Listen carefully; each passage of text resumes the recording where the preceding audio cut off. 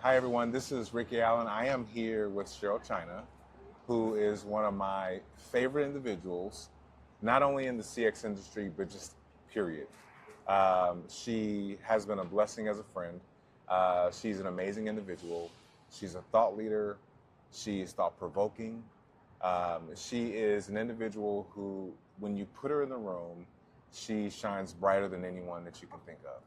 It has been an absolute pleasure to be able to have her sitting here and to just talk through her story, to just understand where she comes from and how she comes from any area in her life, and just kind of give her story. So, Cheryl, it is a pleasure to have you on the CX podcast, and I look forward to diving deep with you. Thank you so much. Thank you. So, one of the things that I want to start off with is, what is something that most people don't know about Cheryl? Sure. So, starting off, so what you see is what you get. That was a very kind introduction, by the way. But I am unapologetically myself, so I don't claim to be the smartest person in the room, but I'm honest. I have integrity. I lead with kindness and gratitude. Absolutely. I'm incredibly grateful for the people in my life, people like you, and grateful for this amazing journey that I've been on.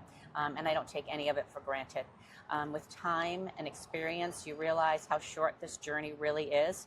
And with that understanding comes clarity. It's not the titles, the accolades, or the noise that matter most. What truly matters is our health, Yes. our family, Yes. and the people we care about. You know, it's taken a few years, a few gray hairs, and a whole lot of life lessons to figure that out. But now that I try to live every day with purpose, gratitude, and a good sense of humor. Because let's face it, life's too short to be serious all the time. Absolutely. So you spoke about some of the people in your life. I always like to take a moment and really point out some of the individuals who's really stood up for you, who's held the ladder for you, who's allowed you to be the best version of yourself in any environment, whether it be good or bad. Like, who's stood these ladders up and allowed you to really climb? I've had previous bosses. So I had a boss, she probably started this entire journey for me. Her name was Peg Marty. She believed in me and believed in me when I really didn't understand where I could go in my journey. Yes. And she pushed me in a really good way. Yes. So she would be the very first, especially in my contact center career, that helped me to get to where I am today. I love that. And what was kind of out of the box? What is there one thing that you could remember that she did, that just a moment in history that, like, man, she really did that for me? You know, when she walked into the room, we heard she was coming into our contact center environment, and she was going to be taking over our contact center. And you probably just saw me sit a little bit taller just now. When she walked into a room, and I do that every time I talk about her. When she walked into a room, she had leadership presence and executive presence, and people listened to her. I am, banking. It's an older New England bank, and run by, typically, an older generation of men. I don't want to put it that way, but that's how kind of it is. Yeah, not a lot of women that sat in the executive suite. But when she walked in, people really listened to her. Wow. So for me, I wanted to be her when I grew up. Wow. I want to have that executive presence, and she taught me. She taught me a piece of how to do that. That's awesome. That's absolutely amazing. I know that I've run into some people in my career as well who have been pillars to the way that I represent myself. One in which is, I'll call her name out, which is Kathy Sadden. She was a pivotal point in my life to where I don't think she knows it till this day, but she was one of the ones who was very hard with me, right? But at the same time, I never received it as harsh feedback. It was always, she's giving me something that I need. Yeah. She cares for me in a manner in which she wouldn't let me fail. Right.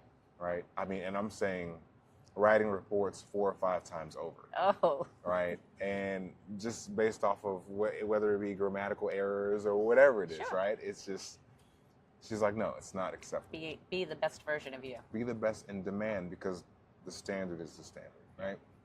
So moving on though, what is, as it relates to contact center, What's one we're here at CCW, Yeah. and at CCW, not only are we shining a light on some of the women who are doing some of the best things possible, but just some of the best practices that are happening in our industry. So what do you feel that the universal truth is about customer experience that transcends industries? Like, no matter what industry you go to, Yep. CX is CX. Yep. And what are those things? You know, quite honestly, I learned that the hard way. Coming here to CCW, I started coming in 2014. I thought being in a contact center in a financial institution had its own little niche. It was just really not what was happening to us wasn't happening to any other industry. Coming here helped me understand and learn that. They had us actually, there was an exercise, put your top 10 things on a board that are, that you need help with from your contact center. And when we did that, whether it was at that point, Lululemon was here, Blinds.com, we had hotels here, and banking, of course, in the financial industry. They were all the same. Regardless of what contact center and what you did, they were all the same kind of aggravations and things we were dealing with on a daily basis. So that was kind of eye-opening for me, and I didn't realize that was happening across the industries. Wow. With that being said, a lot of companies claim to be customer obsessed. They really at the forefront of their marketing and who they show themselves to be. They say that they are customer obsessed. Do you think they are?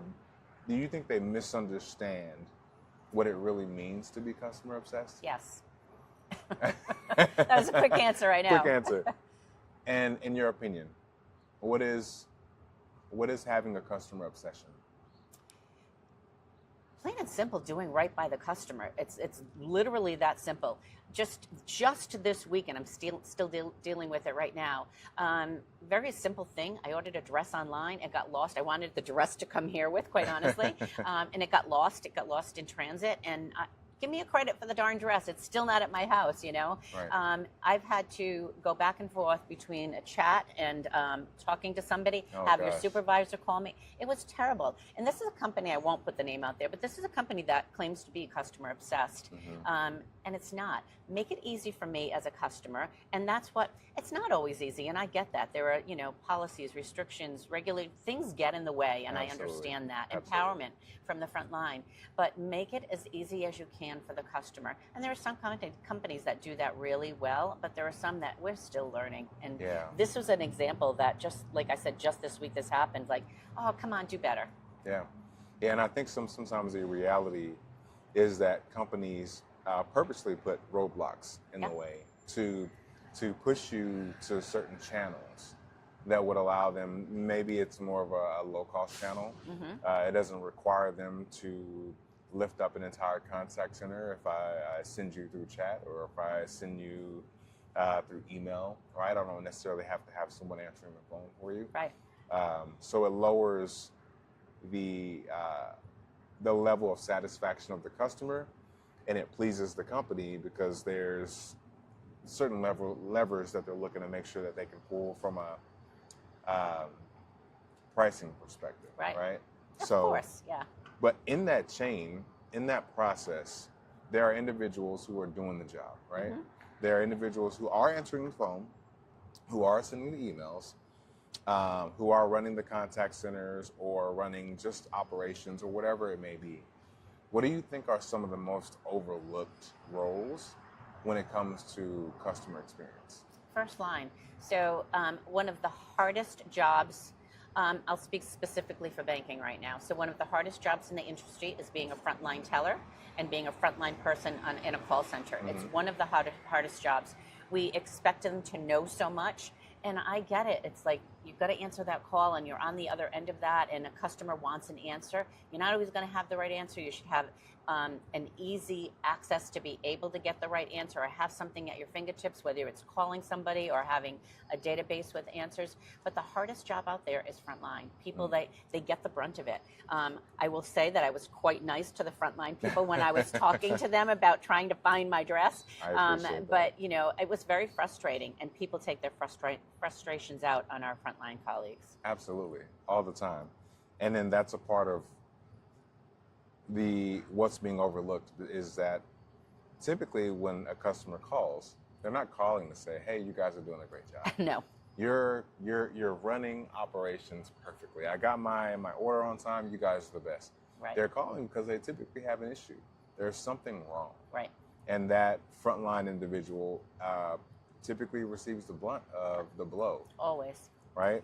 So there's a lot to say about the role, the job, the responsibility, and the duty of a frontline employee, right? And how you should treat them, Mm-hmm. right? So if you were to build a CX organization from scratch, and we can look at this like a cake, what are some of the fundamental things that you would bake into how you would build this thing? You know, I think of one of the best experiences. I was quite a few years ago when we were at CCW Vegas. We had the opportunity to tour Zappos. This was pre-COVID. And I thought this is a company that gets it right. Mm-hmm. And the reason is because they give their frontline specialists empowerment. They empower them to do what is right for the customer. That's right. Oh, you got a pair of shoes that didn't fit you? Keep those. Give them to somebody else, and we'll order you a new pair. Exactly. That's the way to do customer That is service. the way to do it. You know, and I've always been impressed with Zappos. They take care of not only their customers, but they take care of their frontline colleagues. For me, that would be, if I was building something from scratch, it's take care of my colleagues because ultimately they're going to take care of the customers. Mm-hmm.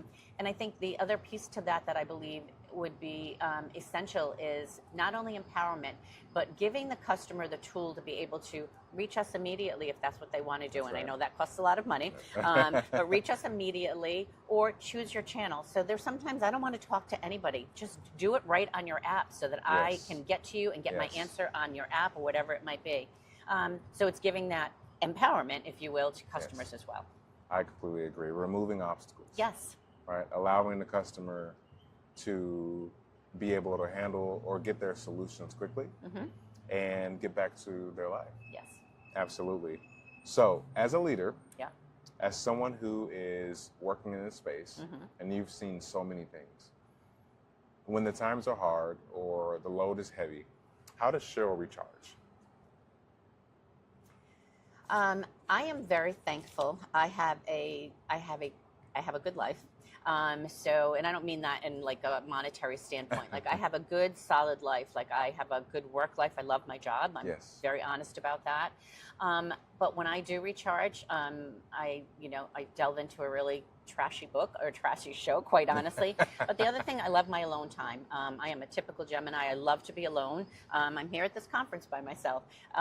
But I take walks, and it sounds like I'm going on a dating app here. I take long walks on the beach. Long walks on the I beach. absolutely love to walk, and I think it's a great thing to do. But being alone, diving into a really good book or just like putting my headset in and my tablet and just watching a trashy show, just taking myself away from reality. I love that. Putting your mind in a place to where it doesn't have to be present in what you're doing every single day is Exactly. completely agree. In your career, and you've been in your industry for how long? 27 years. 27 years. Started on the phones as a contact center agent. Yep. Seen it all. What is the most pivotal decision? Not an outside influence, or it could be an outside influence, but we talked about that. But I want to know from a decision perspective, and I mean, sometimes we have to make these decisions that make our careers, and sometimes those decisions require you to leave certain individuals, leave companies, to accept opportunities that maybe you feel was too big or too small. Who knows? Yeah. But tell me about the most pivotal decision that you've made in your career. Okay. So I was working second shift as a contact center team leader at the time. And the person who was overseeing the contact center, he offered me a very specific role. And I initially hesitated. There were countless reasons to say no. I didn't feel ready. it was a shift change going from second shift to first shift, and that had impact for me, not only from a childcare perspective, but a family routine, new location. I'm a Rhode Islander, and anybody that from our small little state gets that. I had a 5-minute drive to work, and now this was going to take me a little further. Don't laugh. It would have taken me about a half an hour to get to work, and most people like, what are you, crazy? Anyway, and that's why I say only Rhode Islanders would get that. But the biggest reason I almost declined was self-doubt. So I wasn't sure I was, the role was taking on executive complaints and regulatory complaints, and I didn't think I was ready to handle something like that. Deliver high-stake presentations. It was stepping far outside of my comfort zone. Yeah. But I said yes. And that saying yes was the decision that changed everything for me. It started me on the journey that I'm on today. So I had the privilege of bringing along some really incredible colleagues from our contact center. And together we transformed that department. We built a team that became known as a trusted resource for our folks, where people knew they could come and get help, and they'd be heard. In hindsight, was it risky at the time when you made the decision? Are you kidding? From a career perspective, it wasn't risky, but it was really scary. I didn't want to let anybody down, and I've always been that way. Catholic schoolgirl here. I didn't know what I didn't know, but who does when you're taking on a new role? And would I do it again? Absolutely. Only this time around, I wouldn't make the same mistake I made then, and I'd ask for more money. I wish I had known that then, and I didn't know that. I didn't realize it. I would totally ask for more money. You flashed a memory in my brain, right? I remember when I was in high school, and they would teach us how to go through interviews and things of that nature. And they would tell us, don't talk about how much you want to make. Yep. Right? Like, don't ask. It doesn't matter. Like, if it's $10 an hour, it's $10 an hour. If it's 15, it's 15. Don't ask if they can increase it or anything. And in hindsight, it's like the worst advice that you could give anyone. Right. Right? Because you know your value. Advocate for yourself. Advocate for yourself. Speak up for yourself. Find your voice. Yeah. So, in doing all of that, would you make that call again? Yes. I absolutely would, because it was the right move for me. Like I said, it wasn't risky, it was scary, but it was the right move for me. When I hear you talk about that story, I also hear how individuals are going to be listening to this. Yeah. And there's going to be a lot of people who are right on the cusp of wanting to make a decision, but there's fear, there's self-doubt, right? There's all these what ifs, right? So I think that story, it goes far beyond you just being in the call center at the time. It goes, and I'm sure to this day, there's still moments of like opportunity and should I do this? Should I not do this? So I wanted to call that out for the people who still feel the doubt, right? And that to let them know in that story there's opportunity for growth and to just take it, right? To go for it. So thank you for that. You're welcome. Absolutely. So you've advocated for lateral career moves. You shared how that's kind of changed the trajectory of your life and your career. Can you talk a little more about in any other moves that you've made that really assisted in that shift in trajectory? Yeah. So any kind of move you make, quite honestly, it's a learning opportunity. So for me, this isn't just talking about a lateral move, but it was a step up in responsibility. So the leader I talked about who challenged me, Peg, I talked about a little while ago, she challenged me to take on more teams. I had this group of escalation teams, and that's not enough. You need more. Yeah. Sure, okay. But it really helped me grow. But she believed I had the capacity to lead at a broader scale. So that shift meant I now had leaders reporting to me directly, which was absolutely new for me. And I was managing teams across different areas of the business. It pushed me to grow, to expand my visibility, and to continue building my personal brand and my professional reputation. So around that time, I also began working closely with our vendor partners, which has been a huge part of my career. And so I'll be honest, I didn't know exactly what I was doing, especially at first, but I was learning, and every day that's what this is about, is a learning opportunity. And I wouldn't trade that experience for anything. That's amazing. In doing that, did you face any resistance, obstacles, and what pushed you through it? Um, so I think looking back, there was skepticism, and I would say quiet skepticism from colleagues around me, like, why her? So those unspoken questions. Nothing was ever said to me directly, but I'd always hear things, people tell me everything. But there were subtle comments and direct questions. I was traveling frequently for the company, and which seemed to raise some eyebrows. But the truth is, it's like I said earlier, I've never claimed to be the best or the brightest, but what I did bring was commitment. Yes. Whenever I take on a role, I give it everything. I show up fully, I work hard, and I don't do anything halfway. And that's always been my approach. I believe that's what made the difference. Side note, where'd that come from? I would say my dad.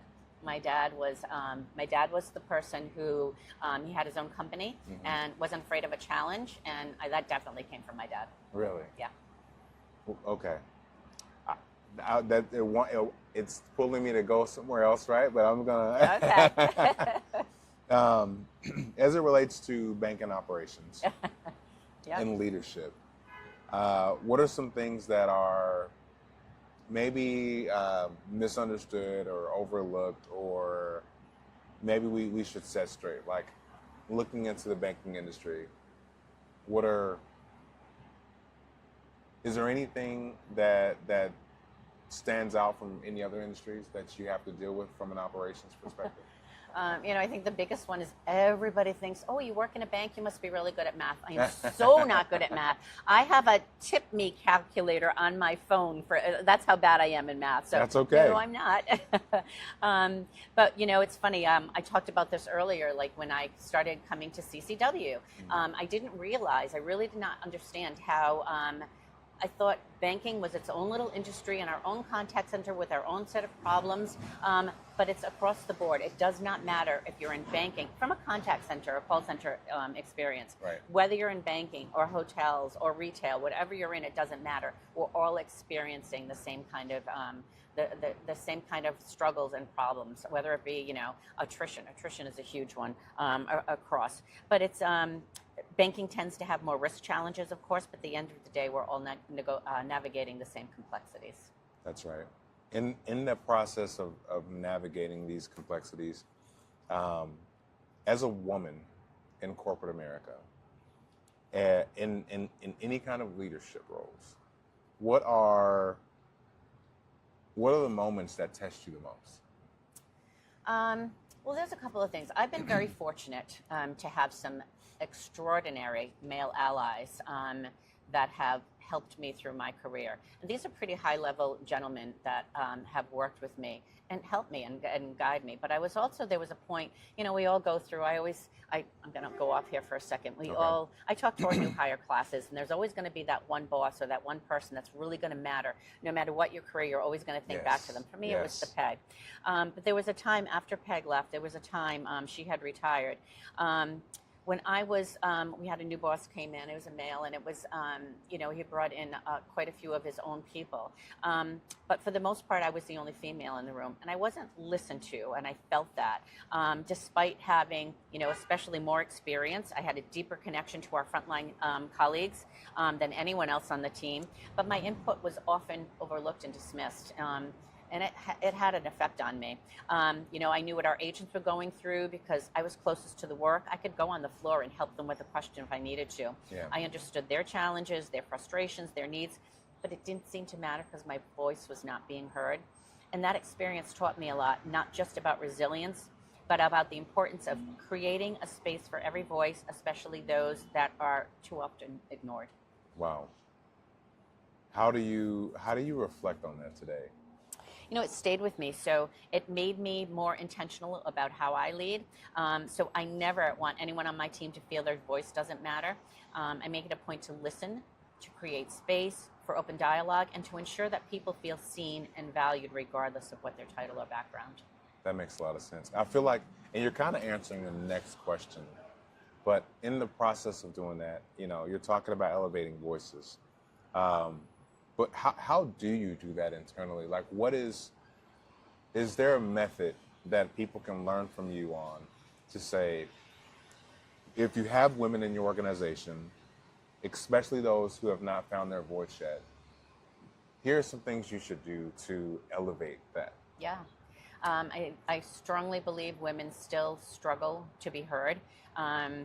And I feel that deeply sometimes. So there's often a fear of saying the wrong thing, stumbling over your words. Yes. You know, you and I talked about it earlier. Absolutely. In my case, forgetting. You know, I freely admit I'm looking for the perfect word, and it's here, but it won't come out here. Welcome to the age of 66. But anyway, but that fear is real, and it's normal. But it can also hold us back. I often tell women, don't be afraid to speak up, even in a crowded room.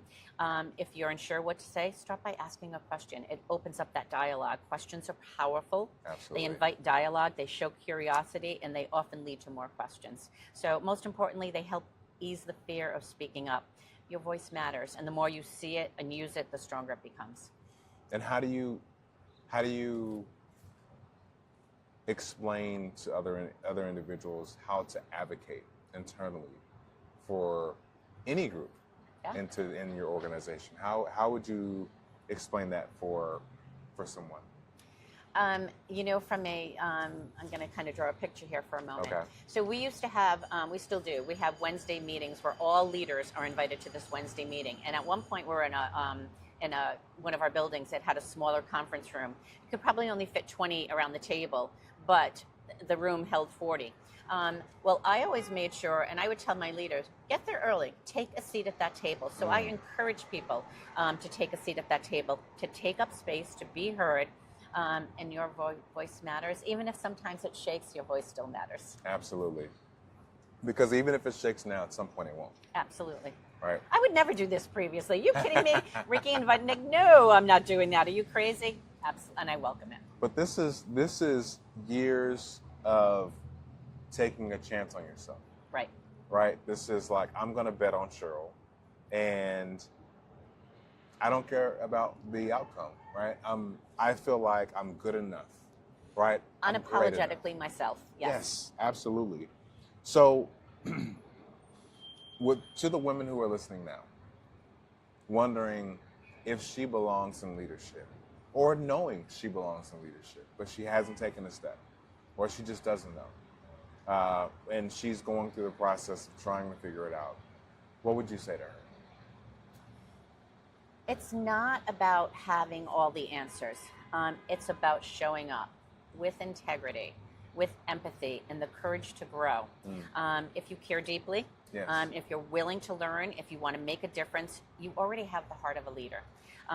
You might not see someone who looks like you in the room just yet. You might doubt yourself, and that's normal, but don't let that stop you. Take up space. Ask the questions, share your ideas, and when you feel unsure, remember, every great leader started somewhere. That's so good. And what would you wish someone told Cheryl? You don't have to be like everyone else. So, and I think I thought that I should walk in a room and I should have executive presence, and I didn't. So in the beginning, I thought I had to fit a certain mold and be more assertive and more polished, and more like the leaders I saw around me. But over time, I realized my strength was leading with authenticity and empathy and a connection with people. You know, I also wish someone had told me that it's okay to not have all the answers. Leadership isn't about perfection. It's about learning and listening and showing up. And a big piece for me is knowing I've networked the heck out of my career. It's about knowing who to go to get the right answers. Completely agree. And that in itself is a strategy that I don't think it's taught enough. It's not. And I wish there were courses in high school that would teach you, you know, maybe even identify, you know, those individuals who are leaders at an early stage, and really pour into them and feed that ability to step into their light, right? Essentially. Yeah.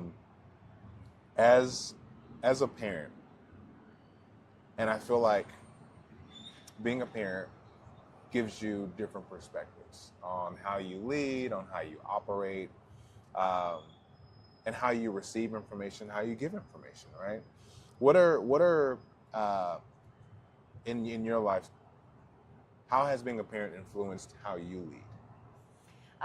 Well, my sons are both, I have a grandson as well. They're both older now, clearly, but it taught me patience, empathy, and the importance of truly listening. I wasn't always a good listener. Especially as a mom, I would just jump in like, stop, I don't want to hear it. Like, that's not the way to be. And I think it's sad because I probably learned it more when I was older than I was younger and had less patience.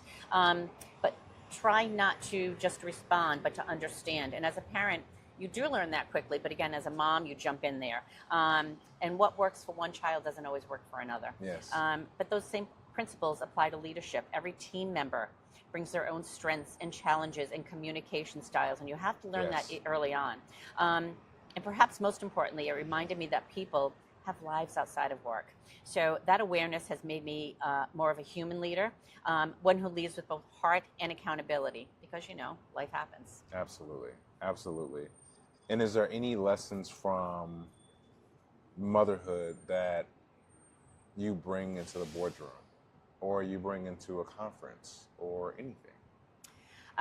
So I'll go back to my dad for a minute. So an incredible man, so just a good, decent human being. But he gave me a book called Don't Sweat the Small Stuff, and that book always stayed with me. And I think about it often, even to this day. I don't know when it was written, quite a few years ago, many years ago. But when there was one particular lesson from that book, will this matter a year from now? We all make mistakes as we go through life, and as a parent of two sons, especially, my oldest, who didn't always take the easiest path. I found myself asking that question a lot. When he made decisions that frustrated or worried me, I'd pause and ask, will this matter a year from now? Sometimes it did. But honestly, 95% of the time, the answer was no. So I learned to kind of let it go. And I may not quote that book in a boardroom, but I carry that mindset with me to work every day. In business, we get so caught up in the day-to-day, the mistakes, the missed deadlines, the incredibly tough conversations. But most of the time, those things won't matter a month from now, never mind a year from now. We have to learn to let go, to keep perspective, to focus on our energy and on what truly matters. And that mindset has helped me lead with more clarity and grace and a heck of a lot less stress. Absolutely. I feel like we're leaving freeze points in time to where not only we can reflect on it in the future, but those who are around us also are able to reflect on what we've done, who we are, how we've been to strangers, how we've been to individuals that we know. What do you think what do you hope your children or your grandchildren will reflect on years from now from watching you lead? Well, my youngest son and my future daughter-in-law, they're getting married in 2 weeks, by the way. Oh, congratulations. They both work for the bank. Okay. And so over the years, especially my son, last name China, they've heard my name come up more than a few times. Whenever somebody asks, are you related to Cheryl China? I know my son is proud to say, yeah, that's my mom. And I think that's about legacy, and that's really important to me. It means everything. Because at the end of the day, your brand and your reputation, in life and work, that's it. That is, kind of your legacy and where you are. So I remind myself and I remind others, show up every day. Lead with integrity. Be the kind of person your children and your colleagues are proud to be associated with. How do you explain why this matters? So, this is a little bit long-winded answer. So okay. Recently I took a look around my office, and on my sideboard, I have over a dozen thank you notes and cards from colleagues that I've worked with through the years. So whether it's helping somebody with a mock interview or with a new role or connecting them to the right person. But there's one in particular that stays with me from a young lady who left our contact center for another role inside the bank. Right. And she said, I want to thank you so much for being an important person of my growth and success. You are a foundation, I love that, for many, and you set the best example of what contact center VP should strive to be. Wow. I'm so blessed and thankful that you mentored me along the way, and no matter where it takes me, I will always be grateful for you. And so that message and so many others just remind me that leadership isn't just about solving problems. It's about being a foundation. It's about showing up with integrity, investing in others, and creating that space for people to be themselves. So if you ever wonder whether the extra time, the coaching connection, or the connection you made really matters, it does. And sometimes it echoes far beyond what you see. I agree. I completely agree. How do you balance that though, right? We're talking about doing a lot of things at one time sometimes. And a lot of times we have to protect our energy, we have to Yes. protect our time, our space. How do you protect your time and energy between home and work? I think for me, and the point I'm in my career, it's pretty easy. You know, the job can be overwhelming sometimes, but I maintain a balance between work and it's home. It's pretty straightforward. So when I get into work, I'm an early person. I love being in early. So I approach it. I have full presence. It gets my full attention, and it's just. Hey, I'm here now. My husband might call me during the day. Whatever happens, he's retired. He's got way too much time on his hands. But when I'm there, I show up and I am there. Yes. You know, naturally, there are moments that work extends into personal time, especially given the nature of a 24/7 contact center. Things happen. We all know that. However, I found that being fully engaged in the moment, whether at work or at home, it allows me to navigate both spaces effectively. Got it. Was there ever a conversation or a moment in your career in life? It doesn't have to be specifically in banking, or it could be anything, right? A conversation or a moment that changed how you operate, today. Yeah. So some people might be very surprised to know that, and I talk about this, I've talked about it here at CCW for a long time. I don't have a degree. Life took an unexpected turn for me when I was 18 years old. I met a bad boy, quite honestly, and I became a mother. I got married. I was married for 5 minutes. I kid when I say that, but literally it was 11 months. I got divorced shortly after. But I spent many years as a single mom. I worked hard to support my little family. But that college degree, that piece of paper that I thought was absolutely going to define me, it was just not within my reach. There was a time when I worked 3 jobs, and I would try to go to school and take night classes. I just couldn't fulfill that, and it just didn't work out that way. But I kept working, driven by, of course, necessity, determination. But over time, I realized that what truly mattered was showing up and working hard and building a reputation rooted in integrity and results. And that's what worked for me. Some people early on said, don't tell people you don't have a degree. They don't need to know that. Right. But it kind of defines who I am. I've heard people, and I've heard other women, especially in the CC Women Network, talk about, be on stage and say, I don't have a degree, and look where I am today. I'm a senior vice president of our bank, of this amazing company. And I am extremely proud of that fact. In the moment that I decided to just speak openly about it, it made me realize, I did good, and I should be proud of that and own it. Wow. You said so much right there. Excuse me. You said a lot, because there was a lot of hills and obstacles that you've gotten over. Yeah. I heard perseverance. I heard you being steadfast. I heard you being strong, you having the ability to overcome failure, or being rerouted, right, in your life to where you thought you were going. And then embracing that route. What did you take from that? Like, what, you're not the only one who's been rerouted. Right. So what's the message from that? I think it's pretty simple. You have to make decisions that benefit you and don't worry about what others think. And that's what I had to do. I just had to make those decisions that helped me and my life and move forward and keep going. That's amazing. Yeah. So what is something that you've achieved that little Cheryl will be proud of? Okay. I never in a million years imagined that I would rise to the level that I have within the bank. So I consider myself to be incredibly fortunate to have an amazing and rewarding career, and I remain deeply grateful for every opportunity. Yes. And while I work hard, it was certainly part of the journey. It took time for me to truly recognize that I earned my place, and I'm deserving and worthy of the success that I've achieved. That's amazing.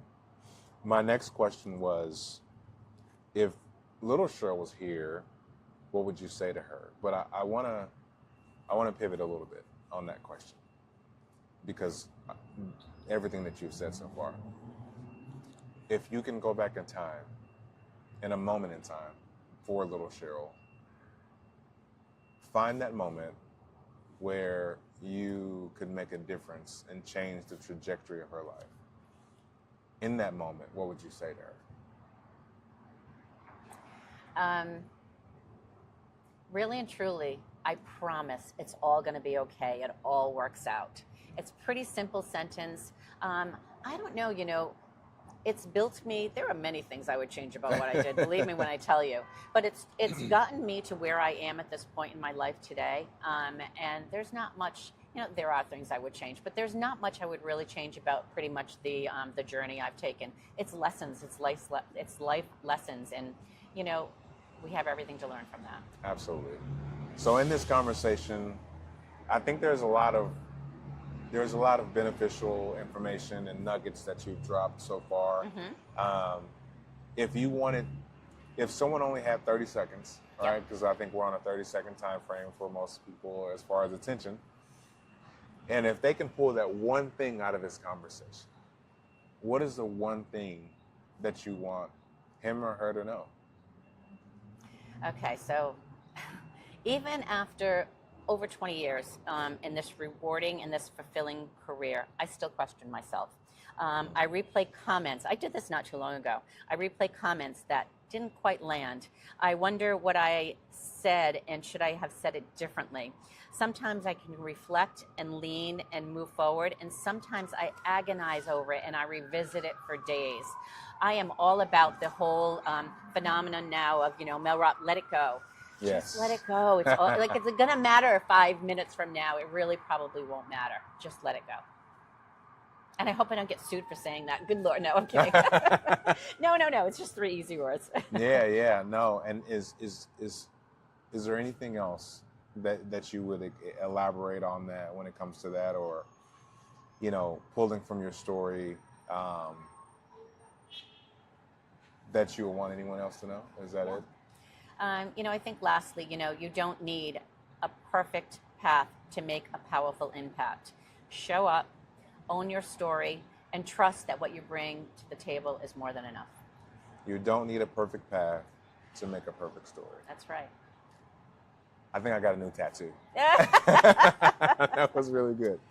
Cheryl, thank you so much for spending the time with me, for sharing your story, for giving your insights. I promise that I am grateful for this conversation and for the time.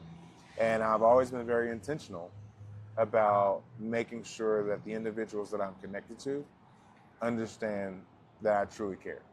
Thank so you. again, thank you. That came across. Thank you. I appreciate it. And